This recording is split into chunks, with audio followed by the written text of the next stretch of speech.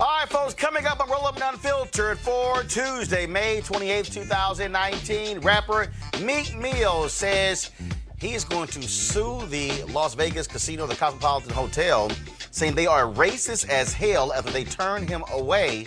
And they haven't explained exactly why. Other rappers are saying y'all won't see any of us unless y'all deal with this problem. We will fully explain. In Baltimore, the police department is taking heat for calling young people criminals on social media. Well, first of all, it's the idiotic fraternal order police, but we know how they actually respond. Also, newly available body cam video shows a young man in San Antonio, Texas, murdered at home by a police officer. Folks, this is stunning video. The brother was at his house. The cop came with a flashlight looking through his door. And when the brother says, man, what are y'all doing? Shots ring out, killing him. This cop should be indicted for murder. The Senator Bernie Sanders knows what's best for African-American children when it comes to education. We'll talk about his thoughts about charter schools and also what lessons Robert Smith taught Morehouse graduates and others about giving back. Also, Lonnie Bunch has a new job with the Smithsonian. We'll break it down. And the first black woman wins at cons. Folks, we've got a packed show. Memorial Day is over. Y'all had barbecue, y'all have had parties. Now it's time for us to bring the funk. A Roll Up and Unfiltered. Let's go. He's got it. Whatever the miss, he's on it. Whatever it is, he's got the scoop, the fact, the find. And when it breaks, he's right on time and it's rolling. Best believe he's knowing. Putting it down from sports to news to politics. With entertainment just for kicks, he's rolling.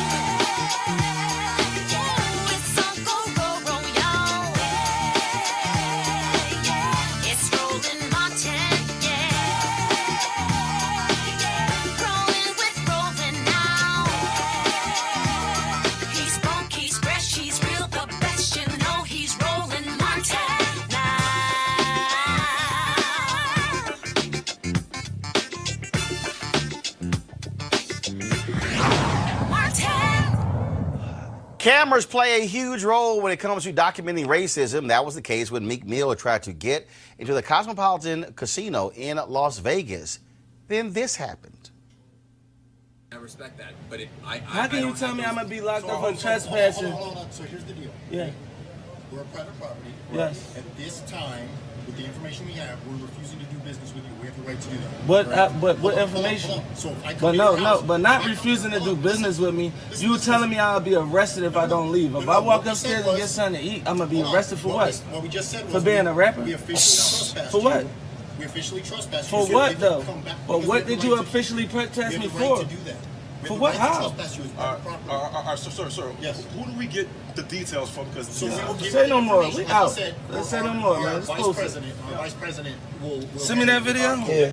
We'll get you that information. You don't even have You don't that know that information and you information. making that decision? Yeah, can you get that? Yeah. No, stop. Guys, I'm not accusing you of doing anything, man. All right, can we just ask No, you what but day did it everyone's happen? trying to chip in and put their 2 cents in, right? So, again, I wasn't there. I don't know. This is way bigger than me. Obviously, you're somebody. Can you stop recording me? No, absolutely not. Okay. This So is- actually, go ahead, record me. That's fine. As a Yeah, duly can we- appointed can we representative of the figure owner of this out- property, I hereby warn you that you're trespassing on this property, But listen though. as defined by Nevada Revised Statute 207.200. If you do not leave these premises immediately, you will be subject to arrest for a misdemeanor. For what? Your subsequent return to these premises what? after being duly warned out. Arrested will for subject what? you to arrest for trespassing. Arrested for what? Do you understand this? Warning. Again. Now, the attorney for Meek Mill is demanding an apology from the Cosmopolitan. Other rappers have weighed in. Go to my iPad, please. 50 Cent posted this. Damn, boy, they wouldn't let Meek in. Ha, ha, ha. I know he was tight. They filed for that. I won't stay at the Cosmo until this is resolved. Also, I'm going to pull up T.I. He also had something to say about this as well. Again, what you're seeing is many of these, this is the video. T.I.'s This Is America, where being black around hateful redneck police can kill you. Actually, there's another video. Let me pull up, here it is here. This was his. He says, Cosmopolitan, please explain hashtag us or else. More than 6,000 comments there as well. Our panel right now joining us, Malik Abdul, Vice President, Black Conservative Federation. Also Kelly Bethea, Communication Strategist, as well as Dr. Jason Nichols, African American Studies, University of Maryland. Folks, his was strange here. So they tell Meek Mill, based on information that we have, but they don't say what the information is. He was going to, it was about 3:30 in the afternoon, he was going to a party there that a DJ was actually holding. But for you to say you're trespassing, but you don't tell somebody why they're trespassing, makes no sense. That's why you have discrimination laws. Right. I mean, it really doesn't make sense. I mean, I think we clearly see that there's a racial motivation here. And I think, you know, Meek Mill is good to put this out there. This is one of the great things about having cameras. Everybody has a camera on And them. of course, you had the guy say, can you stop recording? Hell no. No, of course not. You know what I mean? He has every right to record that. And, you know, that interaction needed to be seen.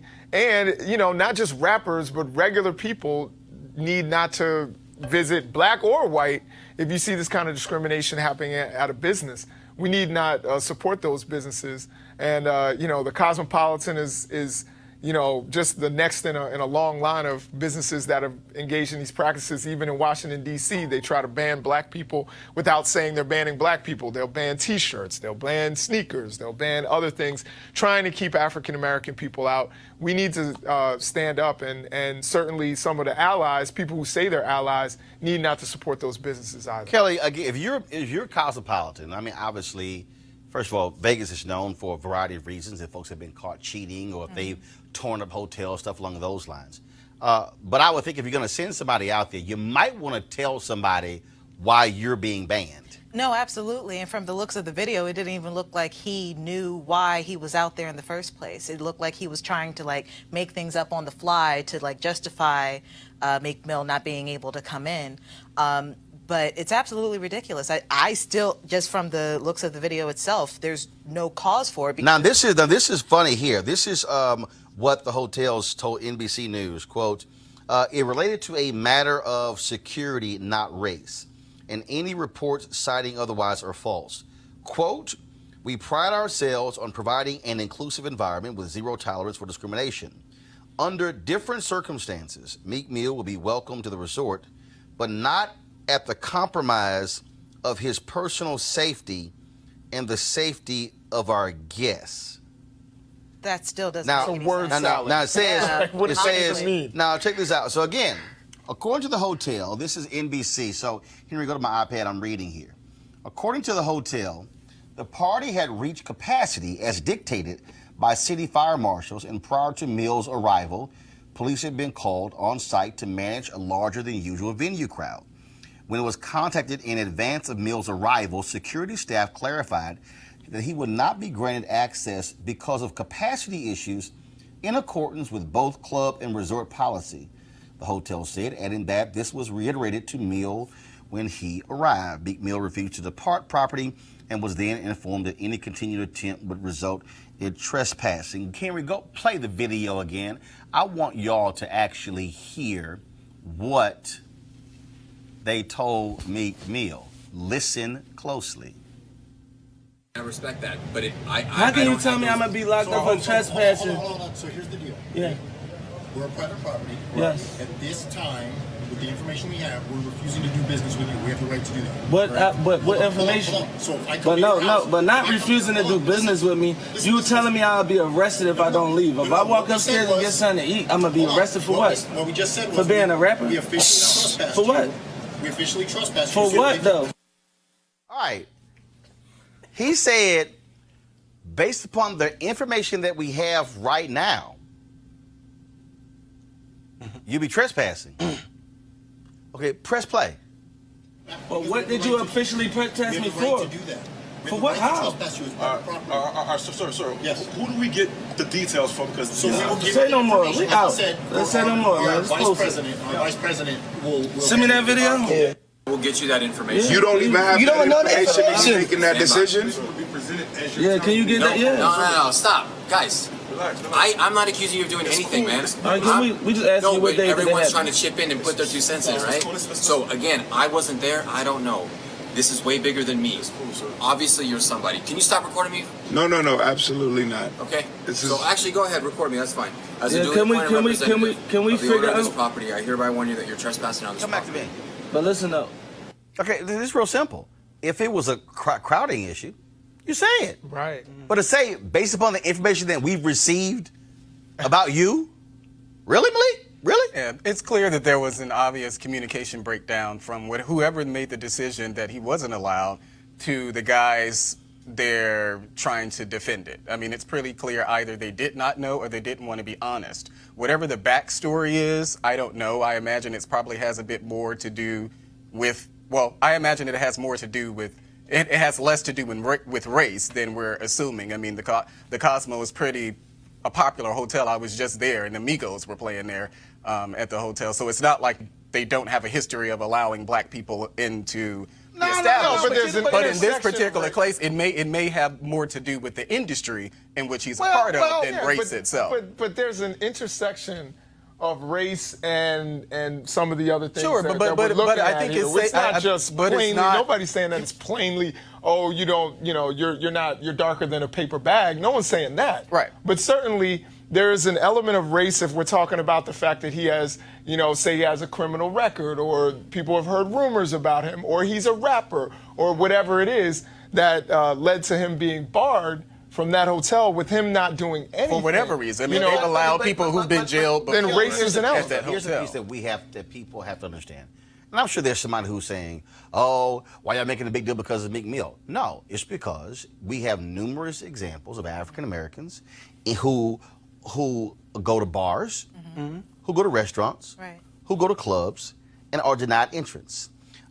Folks who at the door will make up rules. Oh, you have to be dressed a certain way. Bouncing, Then they yeah. go, but that white person right there has yeah. tennis shoes on. Oh, absolutely. And it's these arbitrary decisions. If you are a hotel, and if it's a security issue, you say it. You don't start reading the code, the code, is really and if weird. you trespass, Right. you be charged with a Because that's misdemeanor. what was wrong about the code. What if he was just saying that off the top of his head? The guy We don't said it was know. way bigger than me. Yeah, but that's my So- point about the whole communication breakdown. What if it weren't Meek Mill? It was some other rapper. They should have. No, But regardless, it wasn't- but I'm trying to broaden this because it's not just rappers. No, it's what I'm not. saying is there are African Americans who have had to deal with this, whether it is hotels, whether it is bars, whether it is restaurants, in a variety of ways. And we have to deal with the fact that you have individuals who are white who own places. I know of restaurants where they've said, "Oh no, it's too many black people." I know of restaurants where they closed down because they said, "I'm sorry, the clientele is just too black." No, I mean, I agree with you. There's nothing to dispute about that. But specifically with this video, just the excuse that they gave in the press release to NBC, that just makes no sense. Because if it's a security issue, Meek Mill had security. So what are you talking about in terms of security? If it's regarding... They didn't say it was for his safety. That was my thing. I was just like, he's surrounded by security guards. He's got security. Y'all got security. He's in the safest spot. Just saying. He's in the safest spot he could possibly be in Las Vegas. But also the fact that he was invited to this event by DJ Mustard. Like, he's expected to be there. So for the hotel to come down and say, you're trespassing on what grounds? And this is also why you shoot the video. Because Absolutely. what they told NBC News, totally different than what you actually heard on that video, which is why video is so important, because folks again lie. And well, speaking of video, folks talked about lying. No, I'm gonna go to what happened in San Antonio. I'm gonna go to this right now. I was in Houston over the weekend. Had two nieces who graduated, and I saw this video. And first of all, I'm warning you in advance because it could be a trigger to someone who's watching this. Okay, so let me set this up for you. Literally, a cop is peering inside of a home with his flashlight, okay? You're gonna hear the homeowner, okay, come to the door. The homeowner ends up dead. 18-year-old Charles Chop Roundtree, okay? It took place in San Antonio. The video was released on Thursday. Police officer Steve Casanova was the one who fired the shots. Now, according to a statement given by Taylor Singleton, one of the witnesses, Casanova says, "What's up, man?" without identifying himself as an officer. Singleton, at that point, Snow got up to confront Casanova, but none of them knew he was an officer at the time. Folks, follow me. The guy's sitting in his house. Some dude walks up with a flashlight and is shining a flashlight through the door. At no point does he say, "San Antonio Police Department, we got a call. Who's here?" So I'm warning you in advance. Turn away if you need to right now. This is what happened.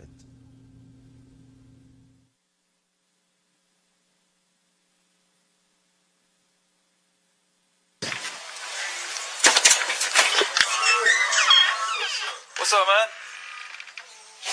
Hey, who is this? Hey, it was your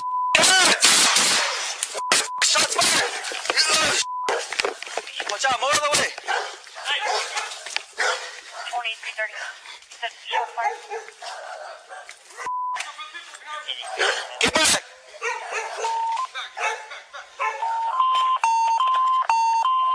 Get that f***ing dog out of here. What'd you see? Hey, he had a f***ing gun. He pulled it out. Shots fired.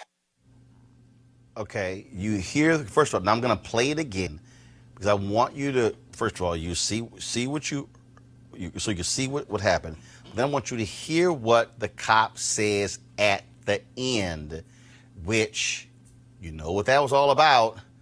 I feared for my life. Now, we're seeing him approaching the door. Now, let's dissect it again, okay? And when I tell y'all to stop, stop it. Play it again.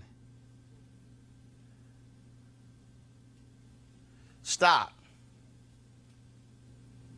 Now, this part of the video, he is approaching the door. He has a flashlight out. At no point do you hear him identifying himself as a San Antonio Police Department officer. Press play.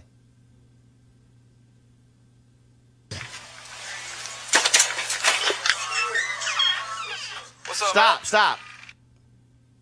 You hear him knock on the door.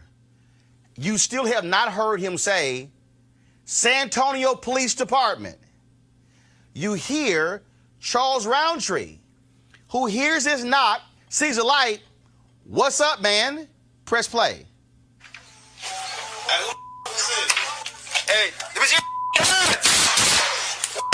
shot. He fires into the house. Door is still closed. It's a screen door. Cop then says, shots fired. Press play.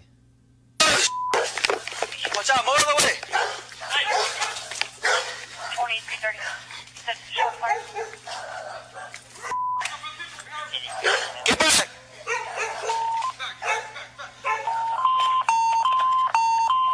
Get that f***ing dog out of here. What'd you see? Hey, he had a f***ing gun. He pulled it out. Shots fired.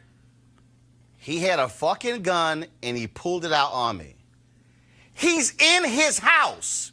He has every right to do that. As a native Texan, the law in Texas says you can protect your property. If somebody is stealing your car in your driveway in Texas, you can come out of your home with your gun, shoot them in your driveway because you are protecting your property. This guy sees a flashlight coming through his door. He hears somebody pulling on the door. If I'm in a house and I got a gun, okay, and I can't wait to hear Dana Lash and Grant Stinchfield, all you NRA Colin Noir, all y'all people who want black folks to have guns. Okay, now first of all, we don't know if Roundtree actually had a gun. Yeah, I didn't. But Can't even- even if he did have a gun, he's sitting in his house. I hear somebody come to my door, I'm gonna grab my gun, say, man, who is this? And you immediately fire shots into a door?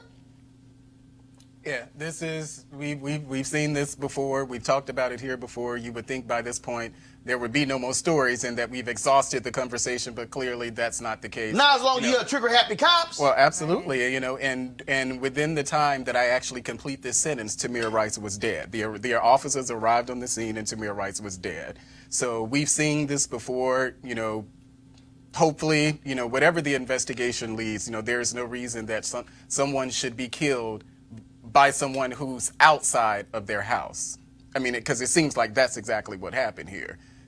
There is no excuse for this. I hope that there's an investigation just like there were in the case with the Dallas cop who showed up at the guy's door. I And, hope no, the no, investigation who thought isn't like that. Well, I thought Right. That was wasn't in that case. terrible Oh, I thought they investigation. actually finally charged her or something. They The waited one- for her to get her Okay. story together. Okay. They waited and let her, conjure up and get her stuff out of her apartment. That was a terrible investigation. And hopefully, I think what Roland said is the big point here. I live in liberal blue Maryland. You come shining a light Right. into my house and say, "What's up, man?" There might be somebody in the doorway with a gun. Right. I'm gonna keep it real with you. Well, that's I have kids in my home, and I'm not sure what Roundtree, friends, family, mother, people he was trying to protect, or just protect himself. protecting himself. Right. He had every right, if he did have a gun. Now, to have mind you, everybody's, listen, here's the deal. This took place in October. Wow. Oh wow. The body cam footage was just released. Wow. The family, they filed a civil lawsuit against the city and the officer saying he was not properly trained.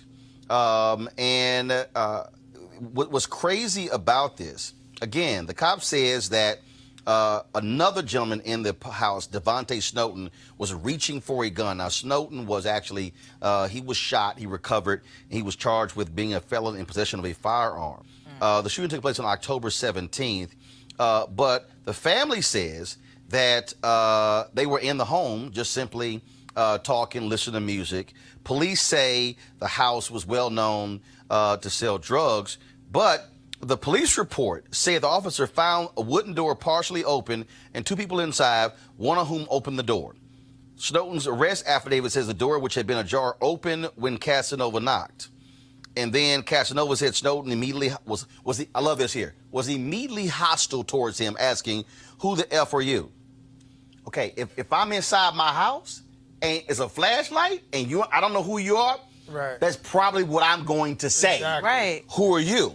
And I'm coming to the door. According to police, Snowden reached for the gun in his waistband before Casanova shot him, fearing for his life. A bullet struck Snowden in the buttocks before going through him and killing Roundtree, who was sitting on a couch behind Snowden. Wow. Police recovered a pistol from the home outside a partially open window 15 minutes after the shooting, believed to have been in Snowden's possession. The police chief says it's a very unfortunate, tragic incident that happened. Unfortunately, that person who was just sitting there was killed by a bullet fired at someone who was attempting to use deadly force against a police officer. So this wasn't even the person who opened the door that he shot. No, he shot him He too. shot at the guy who came to the door, but the bullet went through his buttocks and hit the guy, hit Roundtree, who was killed. The problem here again is the BS. How are you firing into a home? And then you shoot him in the butt. So how do you shoot it? But you're firing. You're firing into a home. Right. Like there was no. And it looked dark. But how are you? But how are you as a It's not about the firing darkness. It's into a not about- home? Right. Like My thing is also, if you are that afraid, why didn't you call for backup? Why do Why you didn't have you that identify job yourself? if you are afraid? But why do you identify How about yourself, this? though? How about you get on your police department speaker? This is San Antonio Police Department. I need every occupant in the house to step outside. I'm probably not coming to the door with a gun at that point. But at Right, least I know who you are. but also again, I'm inside my house. I have the right to say who the hell is pulling on my door. Right. And if I got a gun, I got a gun to protect myself. It doesn't matter if you're a cop. It doesn't matter. You don't get, just like the woman in Billings, Montana, you don't get just to walk in my crib because you're a cop. Right. Right. And he didn't even have the opportunity to walk in. He literally was just From at outside. the door. The door is still closed. He shot through the door. And the cop said it was accidental. How the hell is it accidental if I pull my gun and I'm firing into a door at somebody in the house? And then runs away as if somebody's chasing you. And then talks about the dog. And he probably had the gun drawn the entire time. That's what I'm saying. Because he lifted that gun up really quickly. He ain't quick it was out of the draw holster, McGraw. I'm pretty sure. He had it out of the I holster. thought it was like this. I You thought know? he was in this position. It was like the flashlight, gun underneath. Perhaps. Yeah. And You then- know, like he didn't even give anybody any According to time. the San Antonio Express News, again, this took place in October 2018. They keep trying to make the argument, oh, the house was known to sell drugs. It does not matter. It doesn't matter. It does not matter if you say that they've known to sell drugs. The reality is you have the right to sit in your house with the door open and with a screen door, and you don't have the right as a cop to come to, one, try to open my door, because here's the first piece. Did you have a warrant? Right. If you did not have a warrant, then you should not be trying to pull on the door. And if you did have a warrant, You still have to you announce still that. have to Right. knock. Now you have some no-knock warrants, but did you have a warrant? No. They got a wouldn't call. do a no-knock raid with one person. I'm not, but That the doesn't happen. point is they got a call saying there was some disturbance. But the problem here, again, black person dead. And again, I don't care. Let me be real clear. I don't care if they have a criminal record. I don't care what their history is. You have a right to sit in a house, and you have a right to have a gun. By your side, if right, you wanted to. You do. In Now, Texas, of all states. if this person was a felon and shouldn't have been carrying a gun, That's a different whole story. different deal. Right. But still, if somebody's rolling up to my crib and I'm packing, I'm probably gonna grab my gun. Yo, who the hell is that outside? What's up, Slim? And he probably, to be honest, they said he was reaching for it. He probably reached for it because he saw him holding Right. the Okay, gun. first of all, You know? of course I'm gonna reach for it. Right. If I got a bright ass light Right. shining through and I don't know who it is, Right. I'm gonna probably reach for my gun like, who the hell is this? Right. But something that you actually said in the report, he said likely, or so he didn't even know whether this person had a gun. It was like he likely had the gun. At least that's what I heard you read. Officer Casanova saw a handgun on SP2's waistband and told SP2 to show his hands. At this point, SP2 ignored Officer Casanova's commands and continued to remove his handgun from his waistband. That's a damn lie. So within that no, 2 second That's a period. damn. Right. Hold up. That's a damn lie. Play the video. I can't watch it. Play. That's a damn lie. And listen.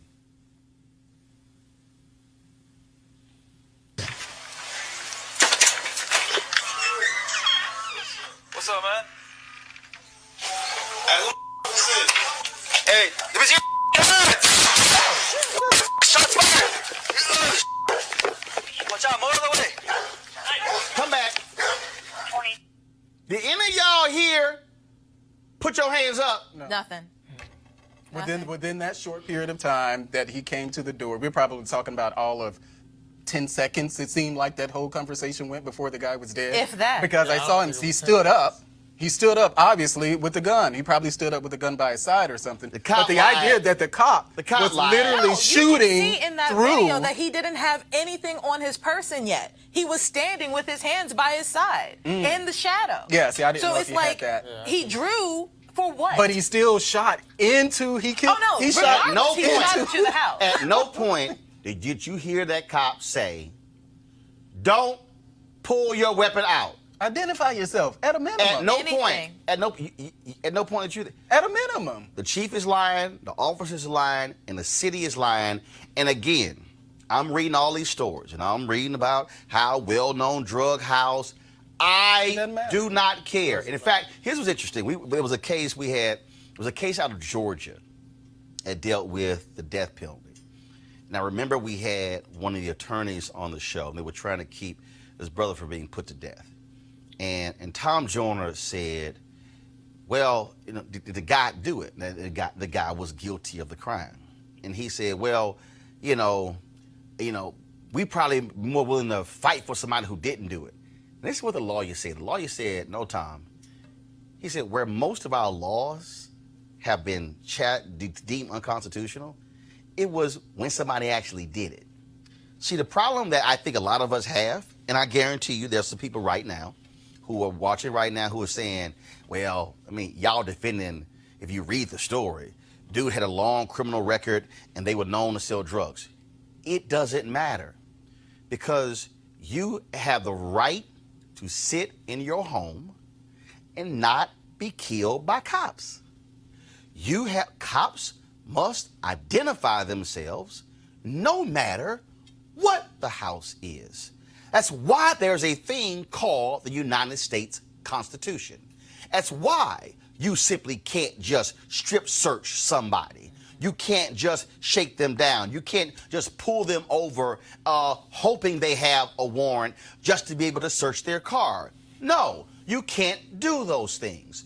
The rights of people exist whether or not you're somebody who has done nothing or whether you have a criminal history. In this case, there's no way that this cop should not have been charged with murder because that's exactly what this was. I agree. And I'll tell you this, I never heard of a trap house that leaves the door open. Right. You know, just keeping it real with you. Like if you Not trap gonna, it it, just opens you want to up. keep the door closed because you don't want robbery or any other thing like It that. was at night. And Maybe people aren't these just things chilling happen. in the trap house either. What we're seeing, folks, what we're seeing is bothersome because what we have to understand is it keeps happening to us. I played this video earlier. It was on, I believe, was it T.I.'s page? I think I played it. This video also made its rounds. Henry, go to my iPad. The same video here. Shut your car off. You gonna shoot me? Got a gun. Where? Gun. Where? Shut the car Where? off. Where? My hand in the air. Shut the car off. Shut. Nah, hey, come shut the car off. I ain't moving my hands. He trying to shoot me. He trying to shoot me. Shut the car off. Nah, I ain't moving. No, my hand in the air. Shut the car off. My hand in the air. My hand in the air. My hand in the air. My hand in the air. Need units at Midland Heights. My hand in the air. My hand in the air. All you gotta do is drive off. What I was doing? What was I doing? What was I doing? My hand in the air. My hand in the air. Shoot. As long as you comply with the law. Shoot me. My hand in the I'm air. not gonna shoot you, but you're not gonna move those hands. My hand in the air. My hand in the air. You telling me to shut my car off so you can shoot me? Come on now. All right, What I come do back. wrong? Okay. I want y'all to shut the car off. 40 seconds later, you're not going to move your hands. There you go. Shut. He said What? it. He said it. He said Homeboy's right. No, I ain't touching nothing. And if Right. you continue to watch the video, at some point he takes the guy's arm and just pulls it back, pulls it through because his arm is through the window. So he literally pulls his arm back as he's sitting in the car. So he has one hand recording and he pulls the guy's arms back outside of the window of the car. And so that's why when he opens it, the guy's arm is still through the window because he did right. No, I'm not turning off the car. He was seemed like he was in the passenger seat, was it? And he's telling him to reach over and turn off. Bro, like, no, not you go ain't do shooting me Not go and do then that. claiming I was reaching for a gun. No, he said, nope, hands gonna stay right here. It's not happening. This is the reality for black people in this country. And even, so when white folks say, well, why didn't you just comply?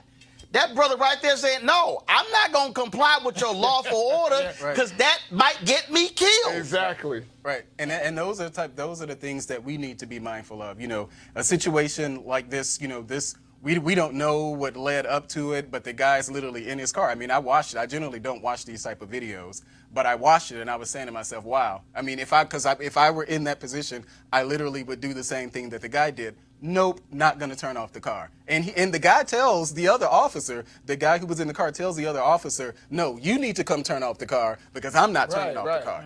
Like the fact that we are seen as threats. We are black men are seen as threats and our women are seen as There's another video I'm trying to find where this officer has his gun drawn and this guy same thing. The brother's like, why are you pointing your gun at me, dude? What? He's in the passenger side. I mean, and again, for people out there who love to just say, you know, again, you should just comply. No, the reality is Terrence Crutcher was walking slowly, had his hands up, and still got shot and killed because Betty, whatever her name is, she panicked. The other cops, nobody else shot except her. Okay, not a taser, but you shot to kill, and that's the problem because you can't rebound from death. John Crawford, the guy I think you can't in Walmart, Beaver Creek, Ohio, John Crawford III. You can't come back from death. In a place that sold this ain't guns, Lazarus. He was walking around with a gun. In a place that sold guns, he was walking. And it wasn't real. It was a BB gun, right? And this is what I explain to people. This is what it means to be black in America when you're dealing with these cops, and that's why, to me, it's absolutely sick when you have these nutty police officers out here, like the ones in Baltimore, folks. The Baltimore Police Department came under fire on social media this weekend after a post calling some young people criminals after they arrested several people while responding to a large gathering at the Inner Harbor. Union President Sergeant Mike Mancuso tweeted, quote, to our officers at Harbor tonight, protect each other and don't fall into the trap that they are only kids. Some are criminals. Keep the current policies and consent decree in mind. If ordered to arrest, put the name of the on-scene commander in all reporting. In a Facebook post, the American Civil Liberties Union of Maryland responded to that statement, saying it was unacceptable. Again, that's what you're dealing with when you talk about police officers in this country, and we're supposed to somehow say, oh no, everything is good, everything is well, we really shouldn't say anything. Well, guess what? That's why we focus on this show and we say what needs to be said. All right, folks, time for us to go. You want to make a comment? Oh, yeah, I do. And why is it that it's the ACLU, it's Roland Martin, it's other people that have to call this out? Where are all these good apples? Where are the good police officers? Look at those good apples. Where are the good apples who are supposed to be calling this out and saying this is unacceptable? Yeah, where the pro-lifers? Right. But I'll just add very quickly, though, I generally don't think that it's a good idea for any officials to use this type of language because it's hot. I said the same thing when Barack Obama called the people in Baltimore thugs. So it's that same mindset. It's not, even though, you know, white people, you know, we can say what we want to say about them, but when Barack Obama made those comments calling those kids in Baltimore I'm not sure how thugs, Barack Obama got into the conversation, well, but what I will say I'm not saying white officers or black because officers. it's how I'm he saying views them generally. So it crosses, as far as I know, we focus a lot on, well, this is how white people feel. 60% of the Baltimore Police Department is black. Right, So but Barack Obama made those statements about the guy. So this view of black I'm talking about police officers. In regards to the tweet, when he mentioned the consent decree, I just wanted to know, what are we, like 3-4 years out since the consent decree came down? What exactly has the Baltimore Department done? And I don't even know what he was saying. Advocate. Yeah, he was just like, what he was saying is put the commander's name down because you don't want to get in trouble in the consent decree. I didn't Well, first of all, it's Fraternal Order Police. That's no shock. All right, folks, got to go to break. When we come back, we're going to talk Senator Bernie Sanders in charter schools. We'll be back on Roland Martin Unfiltered in just a moment. You want to check out Roland Martin Unfiltered? YouTube.com/Roland S. Martin. Subscribe to our YouTube channel. There's only one daily digital show out here that keeps it black and keep it real. It's Roland Martin Unfiltered. See that name right there? Roland Martin Unfiltered. Like, share, and subscribe to our YouTube channel. That's YouTube.com/Roland S. Martin. And don't forget to turn on your notifications so when we go live, you'll know it.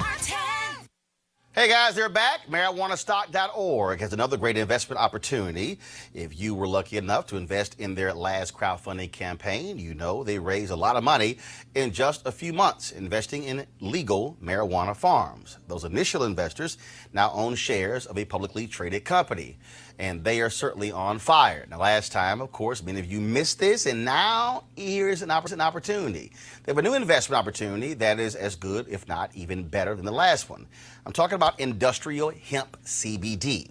For those who don't know, the hemp plant is a cousin to marijuana with a much higher concentration of CBD, which means hemp CBD gives you all of the medical benefits of marijuana without getting you high. Now, until recently, hemp farming was practically illegal in the U.S.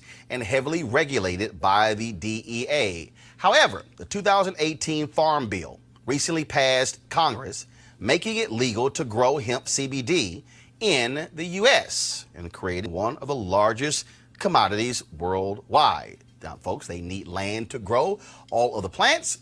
This makes for an incredible investment opportunity. And that's where our good friends at 420 Real Estate come in. Their business model is simple. They buy land that supports hemp CBD grow operations and lease it to licensed high-paying tenants. That's right. They are hemp CBD landlords. And you can get in on the action. Now, you can invest in this crowdfunding campaign for as little as $500 up to $10,000. Now, like I said, you cannot miss out on this opportunity. You should invest by going to marijuanastock.org. That's marijuanastock.org. You can get in the game, and you can do it now. All right, folks, tomorrow I'm going to be in Philadelphia for our school choice is the Black Choice Town Hall taking place at one of the charter schools in Philadelphia. We previously have been in Atlanta as well as Indianapolis. And it's really interesting because it's amazing to me the level of attention that is focused on charter schools. But here's why I think it's the most dumbest thing in the world. Charter schools literally make up 10% of all public school students, which means that 90% of all kids in America who go to public schools go to traditional public schools. Yet how is the conversation all about charters? I keep making the argument.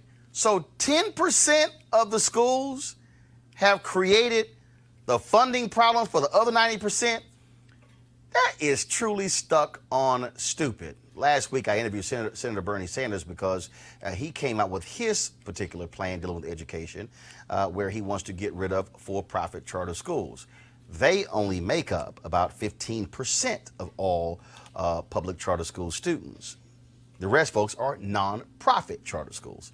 And the National Alliance for Public Charter Schools, we want to talk to them about this. So joining us is Amy Wilkins Sr., Vice President of Advocacy at the National Alliance for Public Charter Schools. So this is what still bugs me, because the problem that I have is how are 10%, how did 10% become the problem for the 90?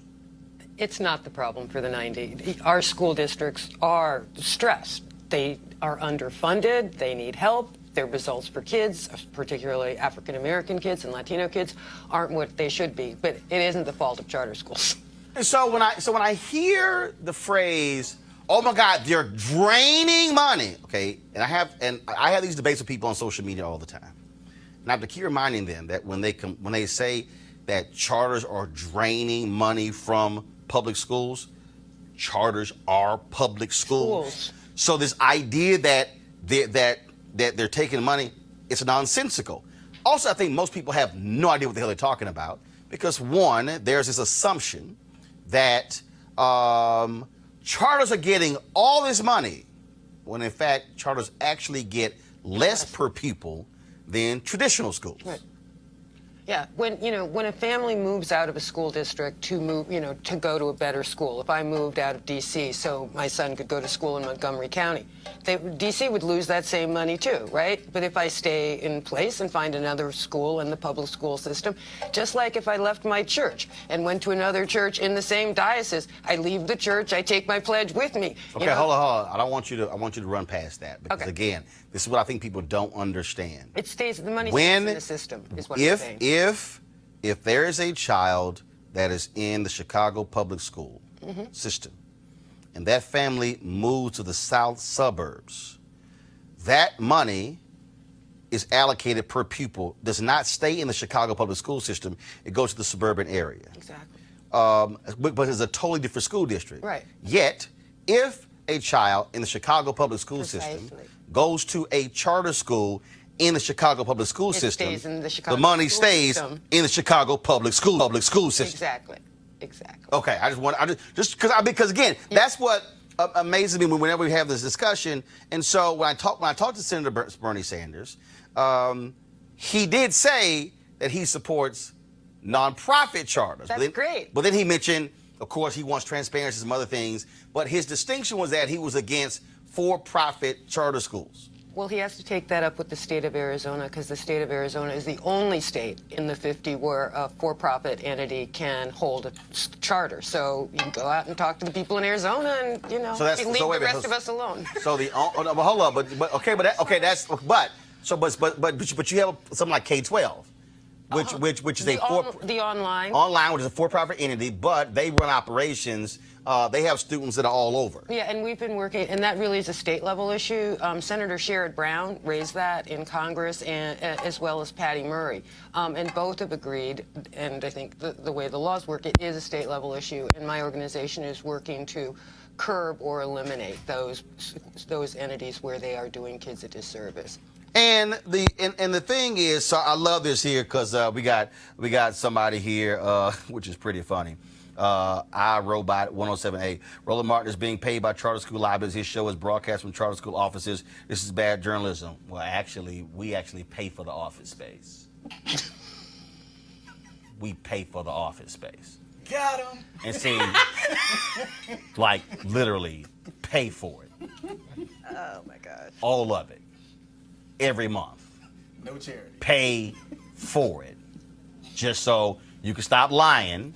And here's the deal. This somebody's like, oh, you don't disclose. Oh, I've been very clear and open and transparent. Anybody can Google me. Am I on the board of 50 Can? Yep.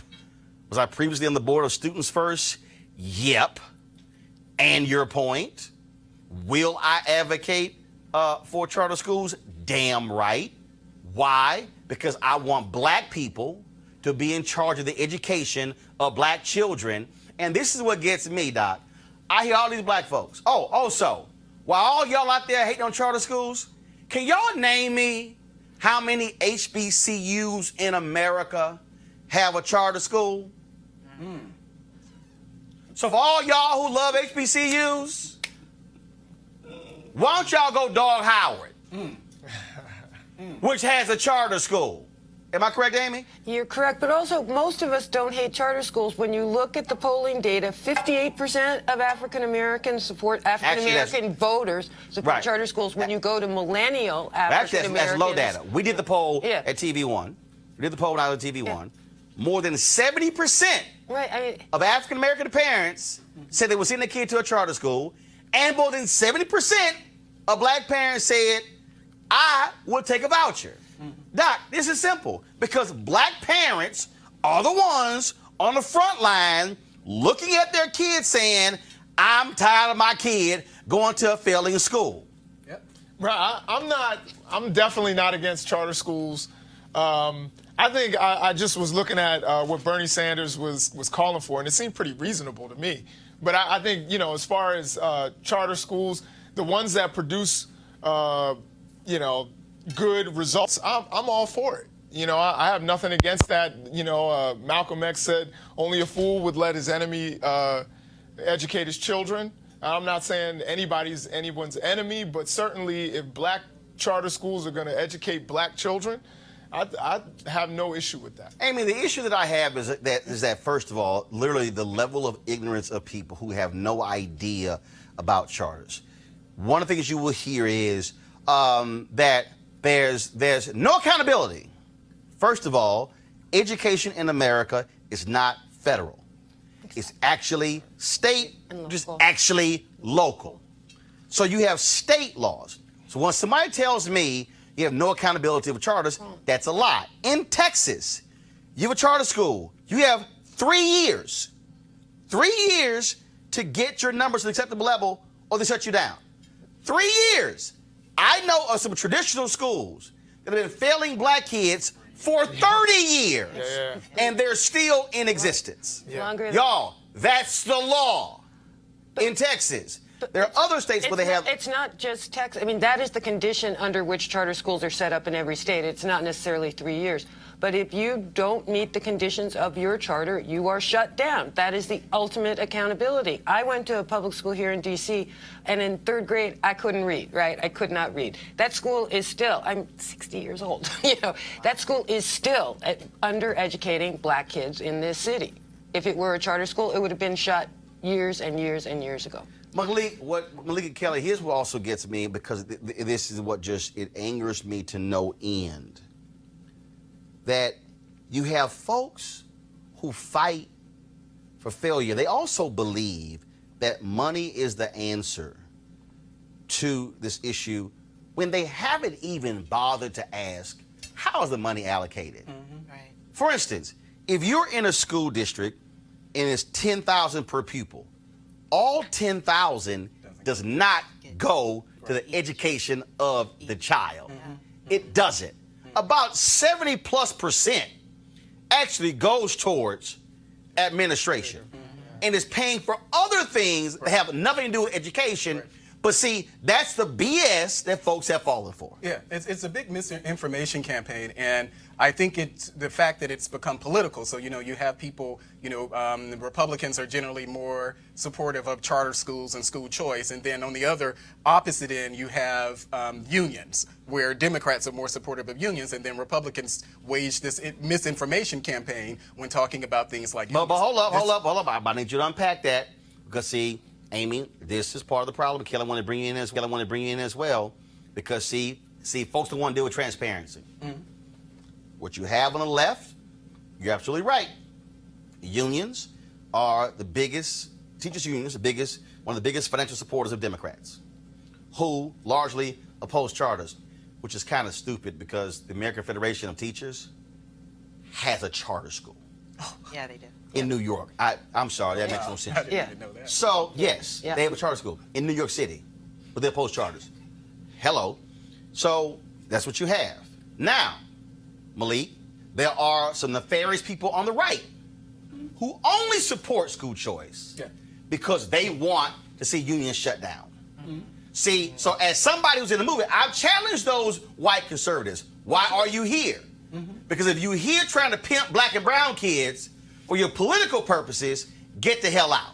For me, this is about education. And that's the difference. And so you got to call out folks' motives. And there are Democrats who are in support of school choice. You have Democrats for ed reform. Shavar Jeffries leads that. So that exists. So when we talk about transparency and accountability, we got to always say, what are your motives as to why you are in this? Roland, let me just enter one other thing into it. There's a study from Berkeley a couple years ago that said that charters don't produce better results. That's my only issue with charters. There's a lot of evidence that says that they don't necessarily, and not only that, when you talk about attrition, and this is what Bernie Sanders was asking for, was just transparency on your attrition rates. And the people, you know, charters also kick kids out that are problems. Right. So now let me unpack that. Amy, go ahead. Well, I think a couple things. Most of the evidence, charters are a mixed bag. Like there are some very good charter schools, there are some mediocre charter schools, and there's some charter schools that should go away. On the whole, the evidence that we have, and the soundest evidence, is a study that was done a couple of years ago by the Center for Education Reform, which showed that in urban settings, black kids and Latino kids in English language and mathematics gain more days than their peers in the district-operated schools. So in general, our kids do better in these schools. But the thing about, and that's really important to me, because what I want is for African American and Latino kids to do better in school than they are. But the other thing about charter schools is it gives families choices, right? When you are affluent, you got a lot of choices about where to send your kids. You can pack up and move. Yeah, Right. but if you are low income, what charter schools do, you know, in Minnesota, there's Hip Hop High, right, where that Prince helped found, and that is a kind of education that most people wouldn't have access to if it weren't a charter school. Here in D.C., you have Washington Latin, so a family could pick a classical education for their kids. You know, affluent people have all these choices for their kids. I want to be sure that all those choices are high quality, but I want to be sure that your income and your race don't limit your choice. And I want to strengthen the public school system. And what charter schools are a part of a healthy education ecosystem. Here's what I found to be very interesting, Kelly, whenever we had this conversation. Right. Magnet schools have been around for more than 30 years. Yeah. Yes. Magnet schools are specialized schools. There are people who I deal with, they say, yeah, they have lotteries, but charters can pick who they want. I don't. To everybody who's watching, I went to Jack Yates High School, traditional public high school in Houston, Magnet School of Communications. Guess what that meant? I had to apply to get into Yates Magnet School of Communications, which means somebody got rejected. Right. But what's interesting is, folks, especially some of the black people, and I would love for the black people sitting here commenting on YouTube and Facebook and Periscope, I would love for them to explain to me how they criticize charters by saying they're selective when it's a lottery system and they're not. But then say nothing about the plethora of magnet schools in America where you have to apply to get in. Not only that, but I grew up here in D.C. and I had to apply to public schools here in D.C. to get out of my district of the middle school that I was zoned to because it was an underperforming school. I had to apply to get into a public school, a straight DCPS, non-magnet public school, just so that I could have an education at the same par as my white counterparts. And here's the issue with study, Jason. Here's the issue with studies.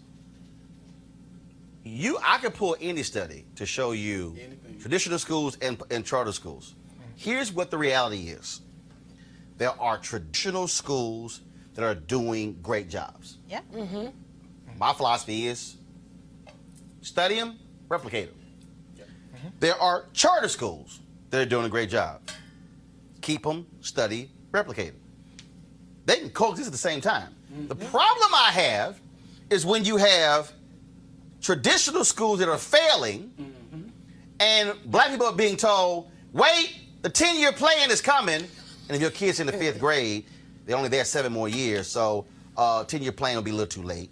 But then you also have, and this is what I told the white folks in the aid reform movement, there are charter schools that are abysmal, that have no business being open and should be shut down. I can't accept failure. The problem I have is the people who want to limit, like in California right now, limit the successful charters by saying, oh, it's bad because a school district is underfunded. No, because y'all don't know how to manage your money. Right. And you ain't got a $35 million shortfall because 500 kids left. Right. No, you got a shortfall for some other reasons. That's the issue that I have when we have this conversation. No, I agree with you. I think we're, for the most part, in agreement. And the only thing that I would disagree with that you said earlier was when you said that people on the left don't criticize the way public schools are right now. I mean, that's not what I said. You know, if you look at what people have been saying about Stuyvesant and what, you know, the things that are going on in New York City and the way that those are the there's been plenty of criticism. No. First of all, First of all, those schools in New York are deemed elite schools. Right. Those, just like in Houston, we had programs called Vanguard. Okay, that's what those schools are. I'm talking about you have districts where you have 20, 30, 40 magnet schools. but where it's become accepted. And what people say is, well, the magnet school, they're under the school board, so there's still control over it. Plenty of critiques for magnet schools too. But that's a segregated school within a school. But here's the piece though. Okay, so then what do you do? How do you then create career-driven schools if you don't have some form of process? Booker T. Washington High School in Houston is an engineering magnet school. You have to take a rigorous test to get in. Why? Because they're trying to produce engineers. Yeah, but everybody can't go if you're not proficient in math and sciences. You can't pass the test because guess what? You're probably not going to be a successful engineer. And guess what? Prairie View A&M, Texas A&M, and those schools that want those black engineering, they go right to Booker T. Washington because they are producing black engineers from 9 through 12. Without that school, no leg up. And you were right. And we talked about, I think this is part of that misinformation campaign from vested interests, those who are opposed to charters. Those who support. Well, yeah, you just mentioned data, talking about just the number of us, black people in general who support things like charter and school choice. Their numbers are high. Here in D.C., parents have to participate in a lottery where they may have 5 or 6 or 7 different schools that they simply just throw their child's name in a bag, and hopefully they get you have to get put on a waiting list. You have to get put on a waiting list, and you may end up at number 70 on one waiting list. New York City, there are 20+ thousand families on a waiting list to get into the top charter school. So how can you not have choice? 20,000. There are 5 million kids around the country whose parents would prefer to enroll them in a charter school if there were space. Kelly, the thing that, again, what is just is killing me is that our kids are the ones getting screwed. Because you have a situation where it's the topic is really polarizing, but on those two polls you have these vested interests, and neither of them really are in the best interests of our children. So we need to come to a conclusion where we meet in the middle and see. Actually, go ahead. No, we need to meet in the middle, and we need to see what's working for both like just straight public schools and straight charter schools, and just come to a conclusion where we can actually create schools in both categories that'll be beneficial for us. Here's the deal here. I'm not meeting in the middle. No. I'm not meeting in the middle. You should have choice. No. Let me be real clear. I'm not meeting in the middle. I only give a damn about children. What works for kids? I only give a damn about what works for kids. In this city, Washington, D.C., again, for all y'all folks who want to comment, please answer this. In Washington, D.C., oh my God, if you have these charters, it's the death knell of the school system. Right now, in Washington, D.C., half of the district are traditional schools, half are charters. Still exists. Hasn't died, hasn't been killed, oh my goodness. No, they coexist. Why can't we have, because I say this too, and again, people get mad at me because you talk about private and public. Here's the reality. We have state university. You teach at a state university. You coexist in a state with private colleges. You coexist with HBCUs. University of Maryland. Now, granted, you got the lawsuit going on there. Larry Hogan, damn that $100 million settlement you want to give. It should be $2 billion to the HBCUs. But the problem that I have, again, is we act as if there's only one delivery system to educate a child, when we literally have a nation where there's traditional public, there's charter, there's magnet, there's homeschool, there's online school, there are technical schools. There are multiple ways, but when we are trying to control it, oh, no, bad idea. So that's the issue I have. So, again, I'm not in disagreement. My only thing, again, is so I did a little bit of work with Kipu Moja, which is in Baltimore, in the Park Heights area, food desert, low-income community. and shout out to Park Heights. Now, the issue there that I saw was that it was an amazing school. It had amazing administrators. It had amazing teachers. And they literally set up a trauma center, which was given, staffed by people from Johns Hopkins. Johns Hopkins helped them. They had, nurses and doctors and things like that for on staff, psychologists. And the question is, how come we've been unable to have those kinds of things in public school? Well, no. And now again, I'm not blaming the charter school. They're doing the right thing. Not how come. Right. They're doing the right thing. Not I'm how saying come. we need to have that. We should be shifting to the black-run school board saying, why haven't you done it? See, this is what happens. Why haven't we developed that kind of relationship? But here's what happens. What happens is it leads to, shut them down. Stop. Shut them down.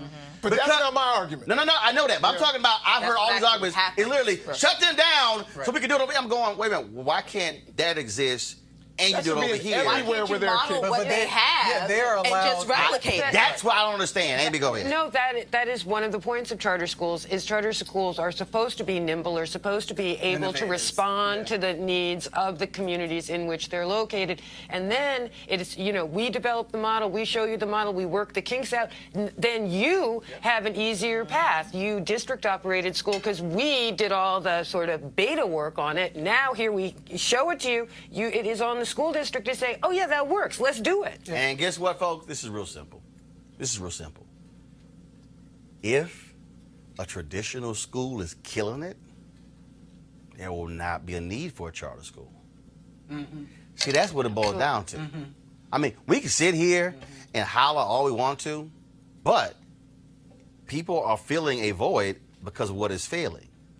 And again, we can sit here and we can run down every single problem. We can say they have not been funded from day one. We can talk about racism. We can talk about classism. We can talk about everything in the world. But at the end of the day, if you got a black kid who's sitting in an elementary school and that elementary school has an F, when you're dealing with schools where I was in Selma, let me help y'all out. I was in Selma. The first black woman who was an athletic director at a Division I program, she said the test scores in Selma are so bad, I would not authorize my scouts to even come recruit your athletes because they likely wouldn't be able to pass the test. Wow. 4% of black kids in the state of Alabama were proficient reading and math level. 4. Guess what? They ain't have charter schools. Until 3 years ago. And guess how many? So again, for all y'all out there, okay, since y'all want to talk about data and studies, 3 years the law has been passed in Alabama. They have fought like cats and dogs to keep charters from opening. And Amy, how many charters in Alabama? There's, I think, 2 opening in the fall. Yeah. That's a disgrace. 2. That means the massive failure in that whole state, who you gonna blame it on? Can't blame it on charters. It's only 2 in the whole state. That's it. And they only been there in the last 3 years. I was there 2 years ago and they only had 1. So who you gonna blame it on? So what the hell are we supposed to tell the black kids in Alabama? I'll wait. I'll wait. What we should tell the black parents in Alabama? Yet we are sitting here getting caught up in this BS. No. Accept success, say enough to failure. That's what we should be doing. Amy, we appreciate it. Thanks a bunch, folks. Again, tomorrow we'll be in Philadelphia. Looking forward to it. We'll actually be broadcasting from there as well, so we'll be live streaming the event. It is free up to the public. God, kill the music. I got one more story. I'm not going just there yet. And so I'm going to read for you the location. Again, it's going to be at Mastery Charter School, Shoemaker Campus, 5301 Media Street in Philadelphia. We have, of course, we have our information tables from 5:30 to 6.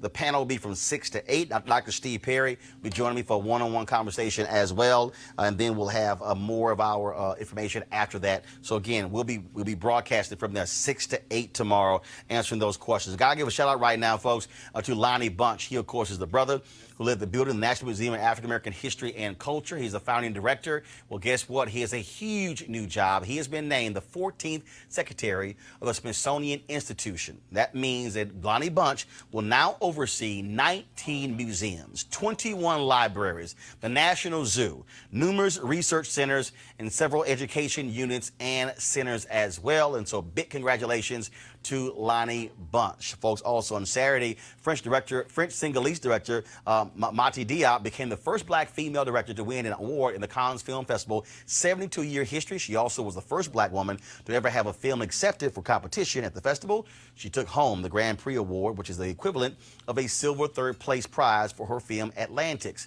The movie is set in Senegalese that combines social consciousness with the supernatural in a tale of sexual politics among young migrants. And so the sister is doing well. All right, folks, all you members of our Bring the Funk fan club, here's what we got. If you are a member, we can go, guys, go ahead and pull it up, please. You can go to the website right now, and you can get your discount to all the books that we have, of course. My book, The First, President Barack Obama's Road to the White House. Also, my wife's book called Fulfill, The Art and Joy of Balanced Living, as well as my spirit faith-based book, Listen to the Spirit Within. You can get all three of those books on our website. And again, if you are a member of the Bring the Funk fan club, you should already have your code. If you don't, that means you ain't a member. And so what you should do is you should, of course, go to RolandMartinUnfiltered.com to join our Bring the Funk fan club. And again, the discount code is only for members of the fan club. You should have gotten an email. If you have not gotten one, shoot me an email. We'll also double check that. The discount for all of our fan club members is 10% on all of those books. And you can, of course, apply that at the discount code when you check out. So go to, again, RolandSMartin.com /shop, RolandSMartin.com /shop for you to purchase those books. And again, you don't have to be a member of the fan club to buy those books as well. Every book that we sell through the website, personally autographed by the authors, and so you definitely want to get your copy. All right, folks, we got to go. I'm going to see you guys again from Philadelphia tomorrow. We'll be back in D.C. On Thursday. All right, you have a great one. Holla!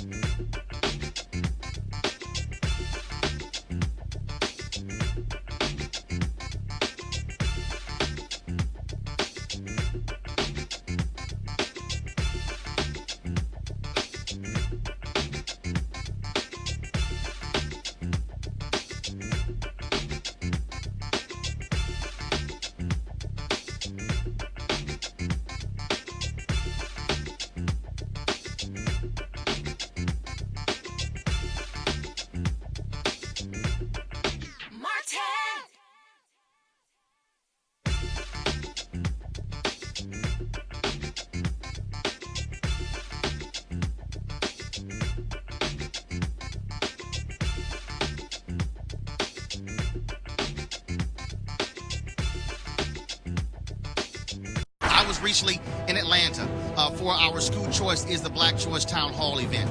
There was an elementary school in Atlanta, folks. This is a black elementary school. 5% of the school students were reading on grade level. I'm gonna repeat that. In Atlanta, 5% of the children were reading on grade level. So you then have to ask the question, what's gonna happen when they're in middle school? What's gonna happen when they are in high school? Will they ever be able to catch up? Will they be consigned for the entire life of being behind? You want to check out Roland Martin Unfiltered? YouTube.com/Roland S. Martin. And subscribe to our YouTube channel. There's only one daily digital show out here that keeps it black and keep it real. It's Roland Martin Unfiltered. See that name right there? Roland Martin Unfiltered. Like, share, and subscribe to our YouTube channel. That's YouTube.com/Roland S. Martin. And don't forget to turn on your notifications so when we go live, you'll know it. Hey fam, want to check out Roland Martin Unfiltered, the blackest show on all of digital, cable, and broadcast. Check out our audio podcast. There's only one daily digital show out here that keeps it black and keep it real. It's Roland Martin Unfiltered. Press play.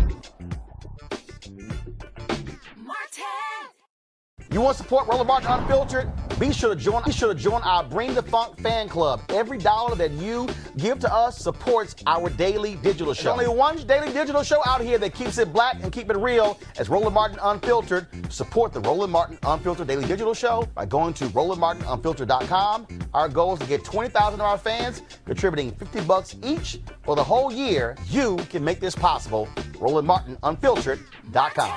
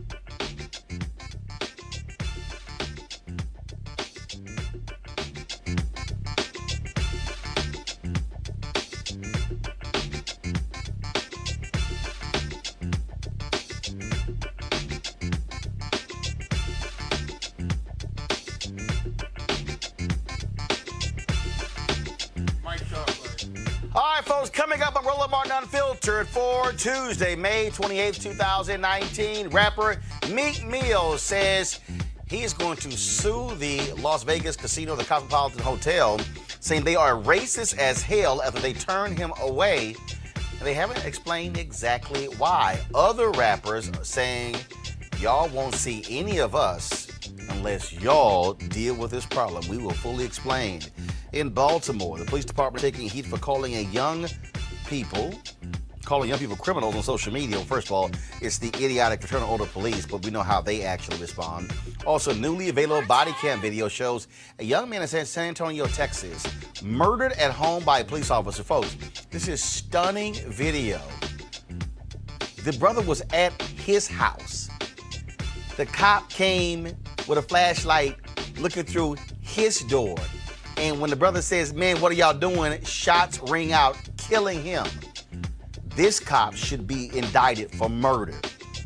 The Senator Bernie Sanders knows what's best for African-American children when it comes to education. We'll talk about his thoughts about charter schools and also what lessons Robert Smith taught Morehouse graduates and others about giving back.